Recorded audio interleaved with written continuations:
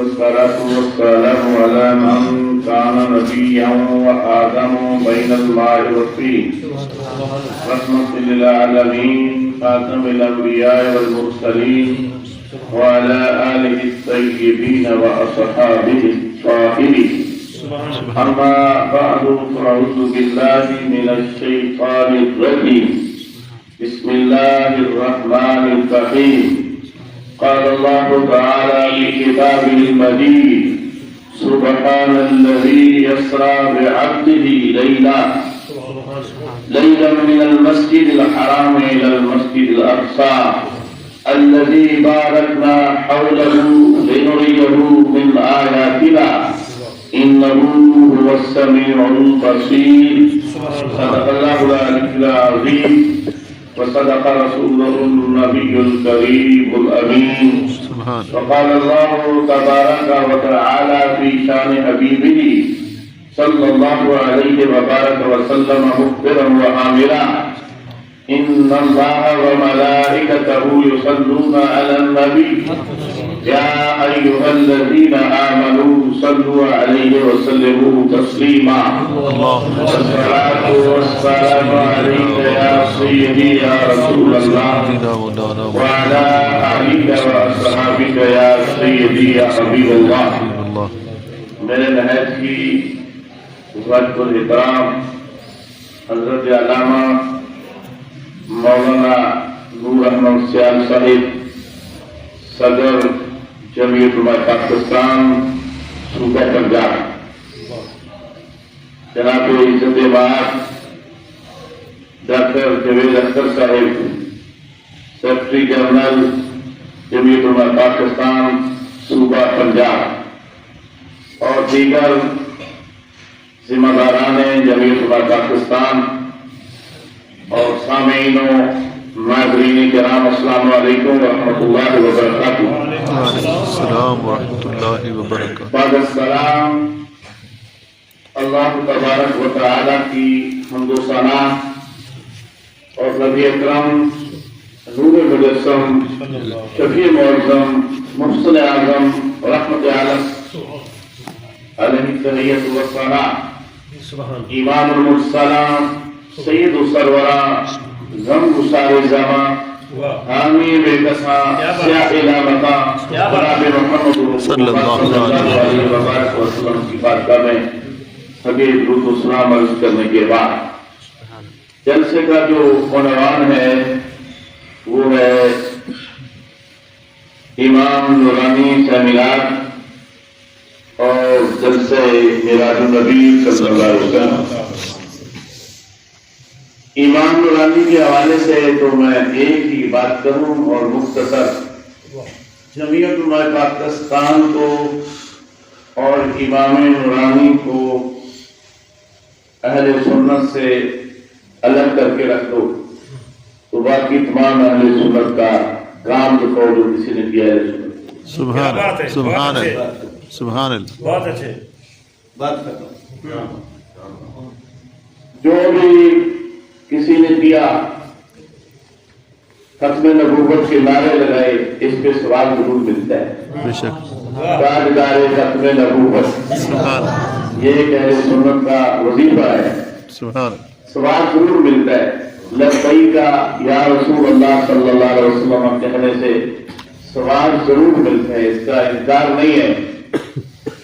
قربانیاں بھی بہت سے لوگوں نے پیش کی اور انہیں قربانیوں کے لیے تیار کیا گیا، یقیناً اللہ کی بارگاہ سے وہ بھی معجور ہوں گے، انہیں اجر و ثواب ملے گا، ان کی قربانیاں رائے گا اور ضائع نہیں ہوں گی، مگر جو کام ہے جس جگہ پہ نورانی صاحب اللہ علیہ رحمت چھوڑ گئے ہیں کام اسی جگہ پہ، اس سے آگے ایک انچ بھی نہیں بڑھ سکا۔ اگر بڑھ سکتا ہے تو کوئی ثابت کرے، کھڑا ہو کے بتائے یہ کام آگے ہو گیا، ہم نے کروا لیا، ایک انچ بھی آگے نہیں ہوا، نہیں ہو سکا۔ یہ قبلہ نورانی صاحب علیہ الرحمہ کی خصوصیت آپ سمجھ لیں، ان کی صلاحیت سمجھ لیں، ان کا کمال سمجھ لیں، ان کی برکات سمجھ لیں، ان کی سیاسی لیاقت سمجھ لیں، ان کی تنائی سمجھ لیں، ان کا شعور سمجھ لیں، ان کا قرب مصطفیٰ سمجھ لیں۔ یہ بات میں ہر جلسے پہ جو مولانا صاحب اللہ کے حوالے سے ہو، ہر جلسے پہ کہتا ہوں، اعلان کہتا ہوں، جلسے میں سامعین جو بھی ہوں یہ بات میں ضرور کہتا ہوں۔ کیا بات ہے!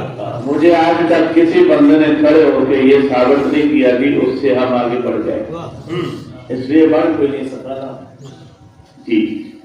تو آج بھی مجھے اعتماد اور یقین اسی بات پہ ہے، آپ دعا کریں کہ تمام تنظیمات اہل سنت کو اور خصوصاً ان کے صدور کو، قائدین کو جناب خالد بن ولید رضی اللہ تعالی عنہ جیسی پاکیزہ سوچ عطا فرمائے، یہ سارے ایک جگہ پہ اکٹھے ہو کر ملک میں رسول اللہ صلی اللہ علیہ وسلم کے نظام کے نفاذ کی کوشش کریں۔ آمین۔ ممکن ہے کہ وہ کوشش عملاً مؤسسہ۔ انشاءاللہ۔ دوسری بات ہے معراج کے حوالے سے، سبحان الذی اسری بعبدہ، سبحان ہے وہ پاک ہے وہ ذات جس نے سیر کروائی اپنے بندہ خاص کو رات کے مختصر حصے میں مسجد حرام شریف سے مسجد اقصی شریف تک۔ سبحان مسجد اقصی شریف کے حوالے سے کہا الذی بارکنا حولہ، ہم نے اس مسجد اقصی کے دائیں بائیں ارد گرد برکتیں رکھی ہیں، کیا بات ہے! لِنُرِيَهُ مِنْ آیَاتِنَا، تاکہ ہم دکھائیں اس عبد خاص کو اپنی نشانیاں۔ سبحان اللہ۔ إِنَّهُ هُوَ السَّمِيعُ الْبَصِيرُ۔ اس میں مفسرین نے دونوں احتمال بیان کیے ہیں، ایک یہ ہے کہ اس سے یہ احتمال ہے کہ بے شک اللہ ہی سننے والا دیکھنے والا ہے، ایک یہ بھی ضمیر کا احتمال بیان کیا ہے کہ بے شک رسول اللہ ہی دیکھنے والے اور سننے والے ہیں۔ اس جگہ پہ جو رسول اللہ صلی اللہ علیہ وسلم سننے والے ہیں وہ رب کی عطا سے، قوت سے، توفیق سے، جو دیکھنے والے ہیں رب کے دکھانے۔ سبحان اللہ۔ سبحان الذی، اب اللہ جل شانہ نے اس آیہ مبارکہ کو جس میں سب نے معراج بیان کیا رسول اللہ صلی اللہ علیہ وسلم کا، اس کو لفظ سبحان سے ذکر کیا۔ اس میں مفسرین نے یہ حکمت بیان کی ہے کہ ظاہری طور پر رسول اللہ صلی اللہ علیہ وسلم جسمانی طور پہ روح سمیت یہ معراج ہوا، آپ کو جسمانی معراج ہے، بے شک بیداری کی حالت میں جانتے ہوئے۔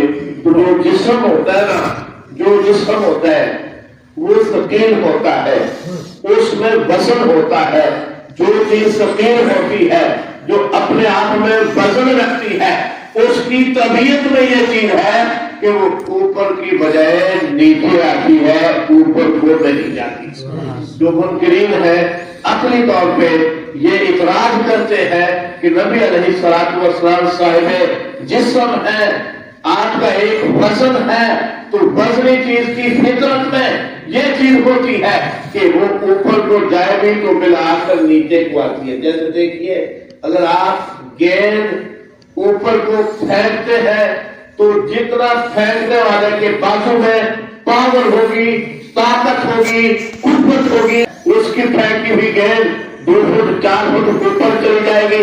اگر مزید طاقتور ہے اس کی پھینکی ہوئی گیند مزید اوپر چلی جائے گی، بالآخر نیچے آئے گی۔ کیوں؟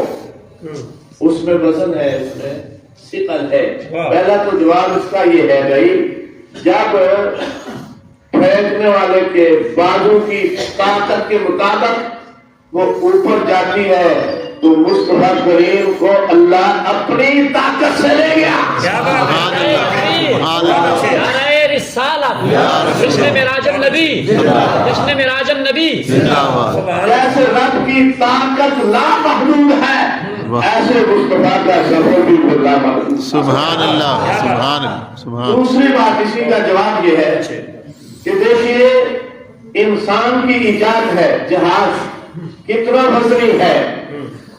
جہاز کا اپنا وزن، اس میں پٹرول کا وزن، پھر اس میں سواریوں کا وزن، وہ ایک انسانی ایجاد ہے، وہ اپنے انجن کی پاور اور طاقت پہ چلتا ہے. اگر وہ جا سکتا ہے تو اللہ کی طاقت سے مصطفیٰ کریم کیوں نہیں جا سکتا؟ سبحان اللہ. اللہ پاک ہے وہ ذات، کیونکہ لوگوں نے اقرار کرنا تھا اللہ ازل سے قیامت تک کے سارے معاملات اپنے علم ازلی ذاتی سے جانتا ہے.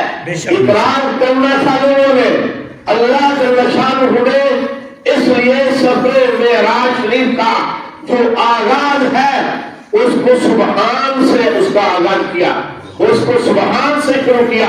فرمایا اقرار کرنا اسرا ہے، میں نے سیر کروائی ہے، مصطفیٰ کریم نے تو کہا ہی نہیں، میں نے کی ہے.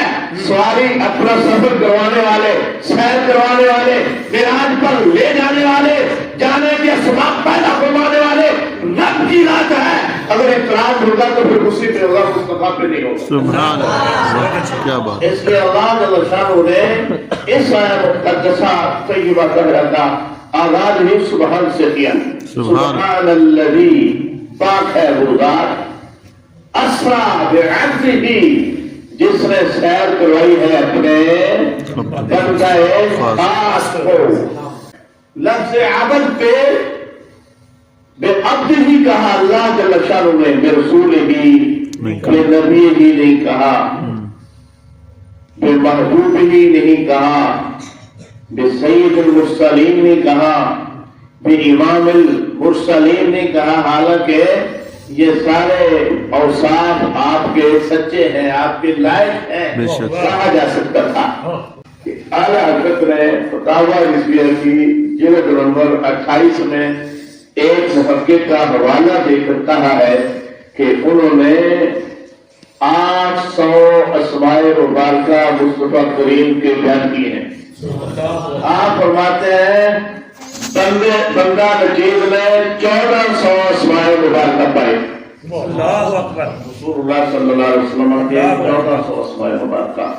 جی اللہ جل شانہ نے جس جگہ پہ جس لفظ کو، جس لقب کو بیان کرنے سے اس موقع کی مناسبت سے رسول اللہ صلی اللہ علیہ وسلم کی عظمت زیادہ واضح ہوتی ہے، اللہ نے اس مقام پہ القابات میں سے اسی لقب کو اور ساتھ میں سے اسی وصف کو ذکر کیا ہے. کیا بات، کیا بات. اب دیکھیے اللہ جل شانہ نے کہا بے عبد ہی، جہاں کچھ لوگوں کو مغالطہ ہوا یا مغالطہ کھا لیا انہوں نے سمجھا بشر اور عبد یہ دونوں مترادف ہیں، ہم مانا ہے جبکہ ایسا نہیں.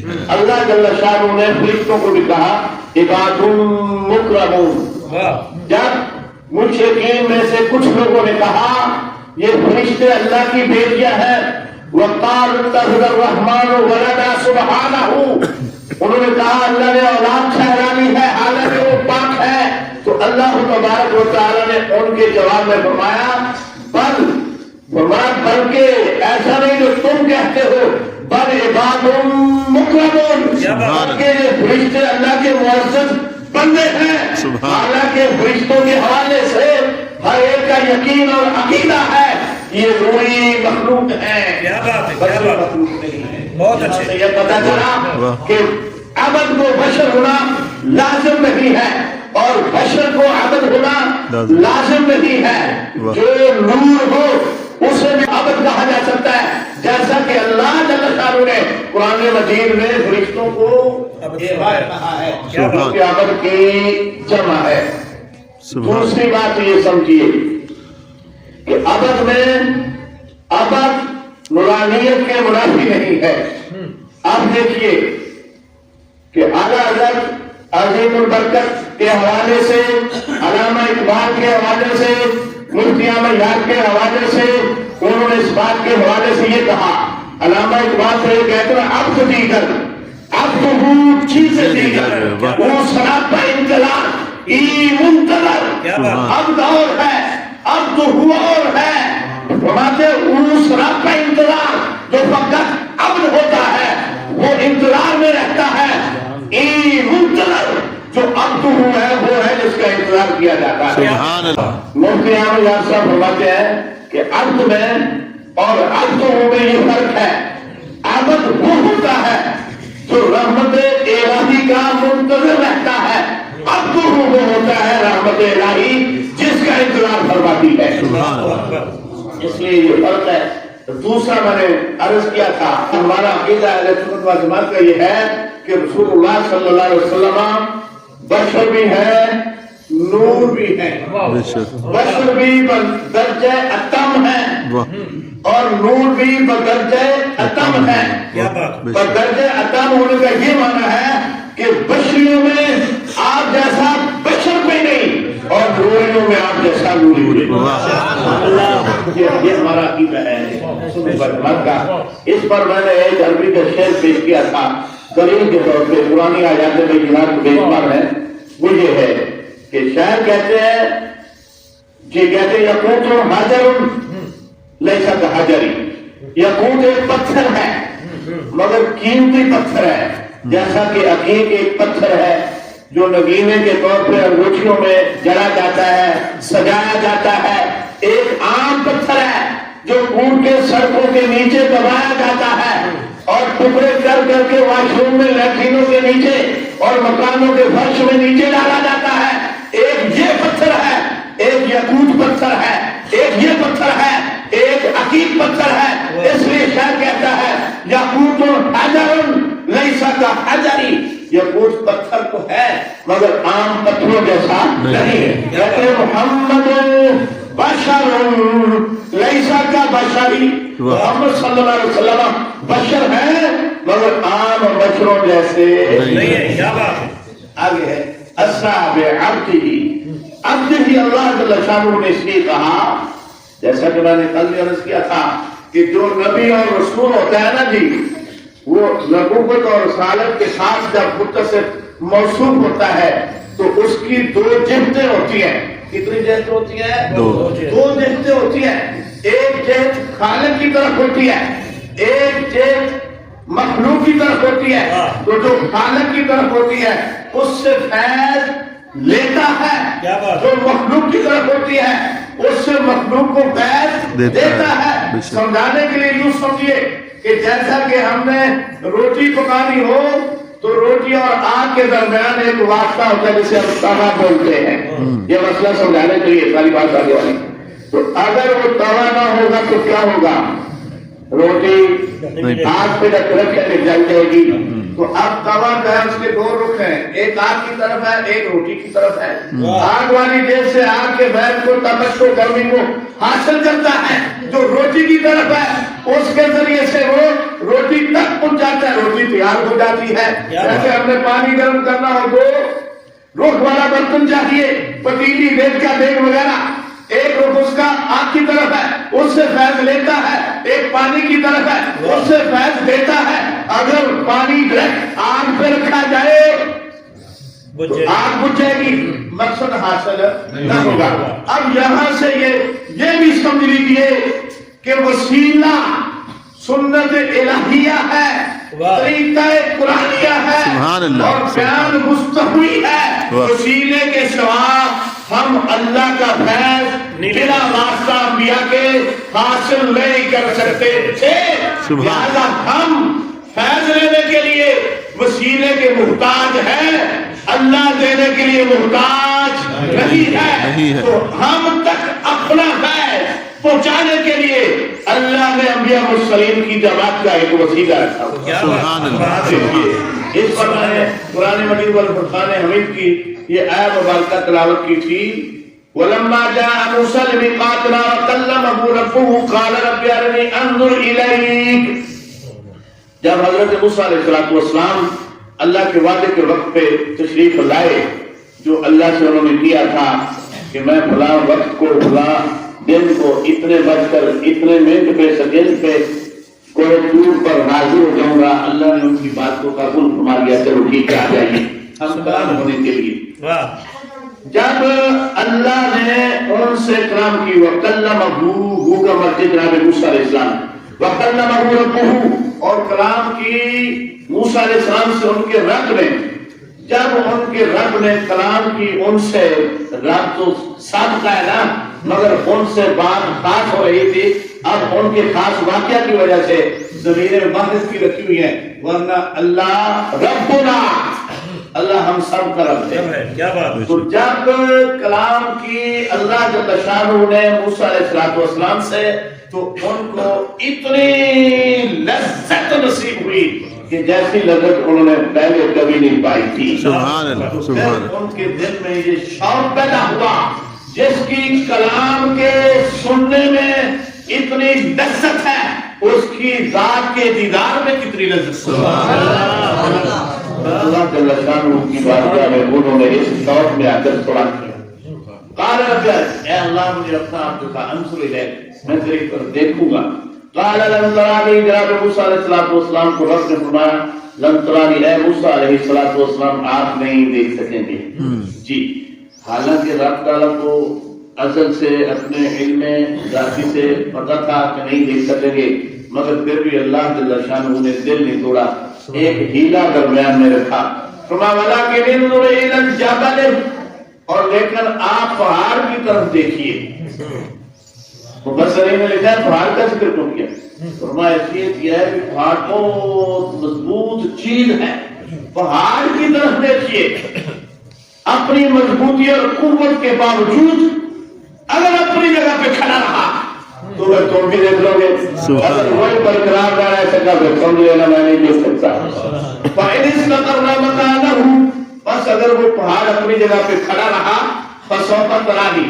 تو پھر آپ بھی دیکھ لیں گے قریب فَلَمَّا تَجَلَّى رَبُّهُ لِلْجَبَلِ جب اللہ جل شانہ نے اپنی صفاتی تجلیات میں سے ایک چھوٹی سی تجلی ڈالی پہاڑ پر جعلہ دکا اس تجلی نے اس پہاڑ کو پاش کر دیا وَخَرَّهُ صَاعِقًا اور جناب موسیٰ علیہ السلام بے ہوش ہو کر گر پڑے اللہ کے نبی ہیں رسول ہیں کریم اللہ ہے پہاڑ اتنا مضبوط ہے وہ پاش ہو گیا موسیٰ علیہ السلام کے ساتھ جو افراد گئے تھے وہ مر گئے حضرت موسیٰ علیہ السلام 9 ذی الحج روز جمعرات کو بے ہوش ہوئے 10 ذی الحج جمعہ والے دن جا کر ہو جائے موسیٰ علیہ السلام کو اچھا اب بتاؤ کہ اگر موسیٰ علیہ السلام نے ڈائریکٹ نہیں ہوتے وہ پہ ڈائریکٹ نہیں پڑی تھی ہوا کیا تھا ہوا یہ تھا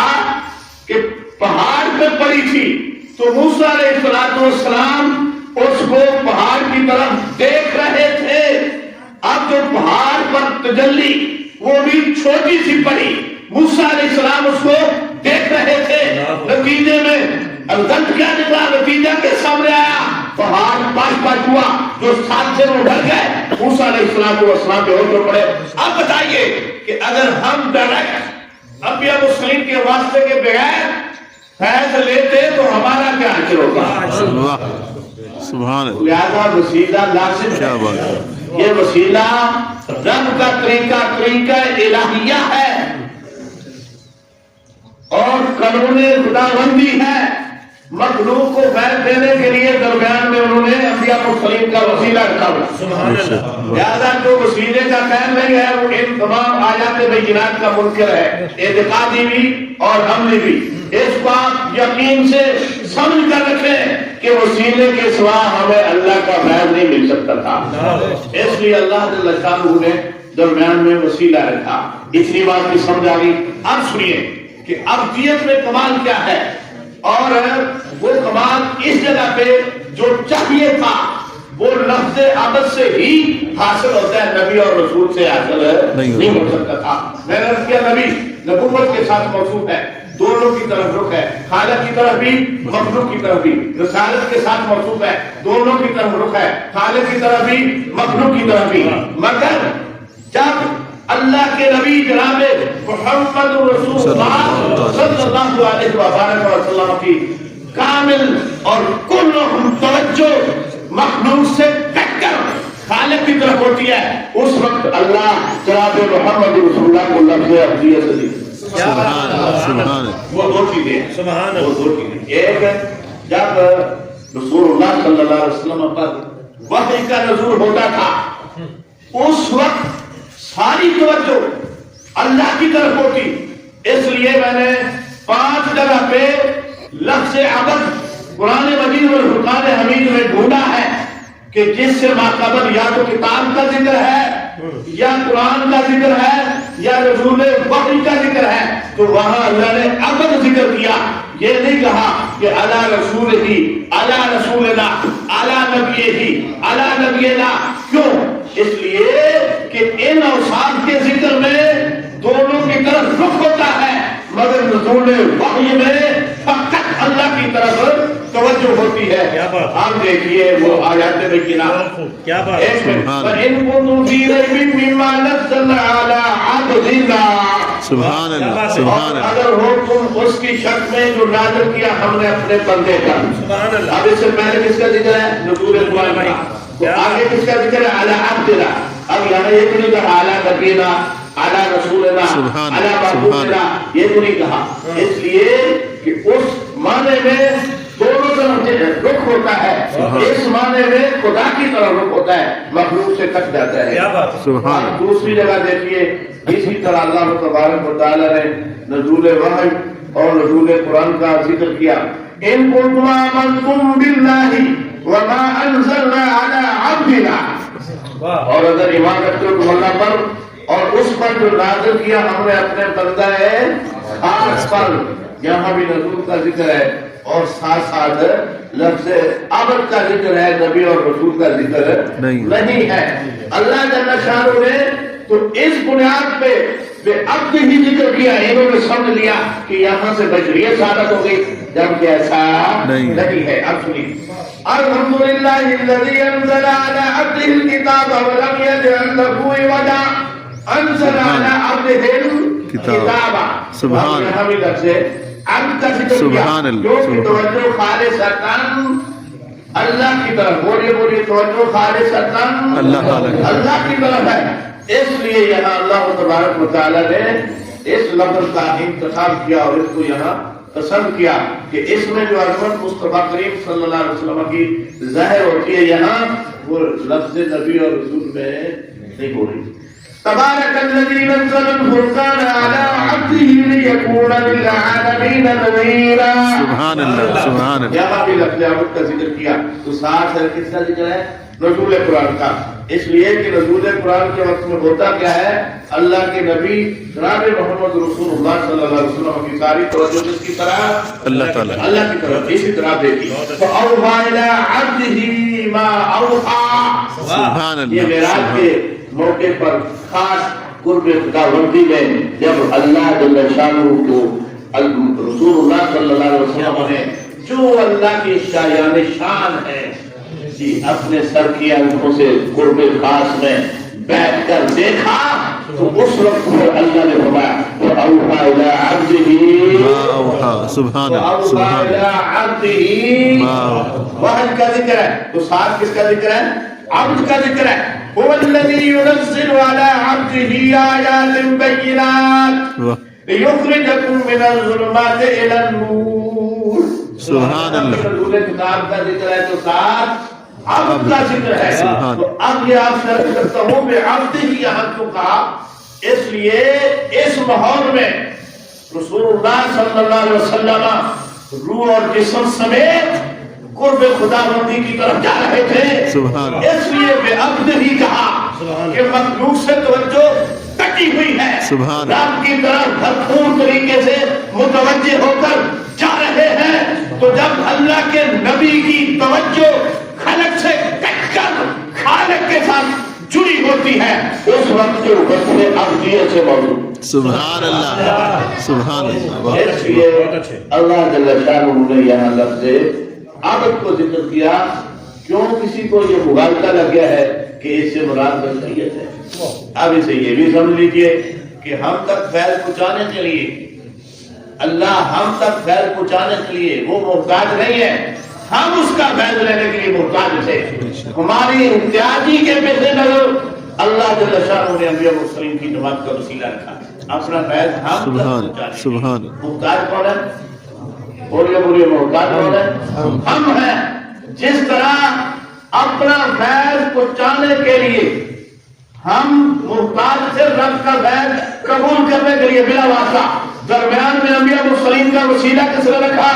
اللہ نے. اسی طرح ہماری ابتداؤں کو آرزوؤں کو رب کے دربار میں پہنچانے کے لیے انبیاء مرسلین درمیان میں وسیلہ ہے. سبحان اللہ. ہر نبی اپنی امت کے لیے وسیلہ ہوتا ہے. ہر نبی اپنی امت کا مشکل کشا ہوتا ہے. ہر امتی اپنے نبی کو مشکل کشا سمجھ کر اپنی مشکلات کو اپنے نبی کی بارگاہ میں پیش کرتا ہے. کیا بات ہے. بنی اسرائیل کی گائے کا آپ دیکھ لیجیے, وہ بار بار کہتے ہیں بنی جو تھے نا وہ یہودی, وہ جناب موسیٰ علیہ السلام کی بارگاہ میں حاضر ہو کر کہتے ہیں وہ تو لگا رقبہ کا. اس کا مطلب اس کا عقیدہ, ان کا عقیدہ یہ تھا کہ موسیٰ علیہ السلام نے دعا رب سے ہی کرنی ہے, تو وہ خود کیوں نہیں کر لیتے؟ کیا بات ہے, بہت اچھے. انہیں یقین تھا کہ ہر نبی اپنی امت کے لیے مشکل کشا ہوتا ہے. ہر امتی نے اپنی مشکل کو نبی کے در پہ پیش کرنا ہوتا ہے. اس نبی نے ان کی مشکلات کو رب کے دربار میں پیش کیا. سبحان اللہ. سبحان یہ دوارا حضرت نے بات ہی ختم کر دی. خدا خدا کا یہی ہے سبحان نہیں اور کوئی مفر مکر ہو جو وہاں سے ہو یہی آتے ہو جو یہاں میں نیند ہو رہا ہے. بہت اچھے. کیا بات. اللہ تعالیٰ آپ لوگوں کی حاضری کو, ہماری حاضری کو بھی اپنے دربار میں قبول فرمائے. آمین. ہمیں عقیدے پہ قائم رہنے کی توفیق عطا فرمائے. ہمارا عقیدہ بے مثال ہے. بے شک. سبحان اللہ. عقیدہ اہل سنت و جماعت تمام صحابہ کا عقیدہ یہ ہے. اللہ نے اس پہ قائم رہنے کی توفیق عطا فرمائے.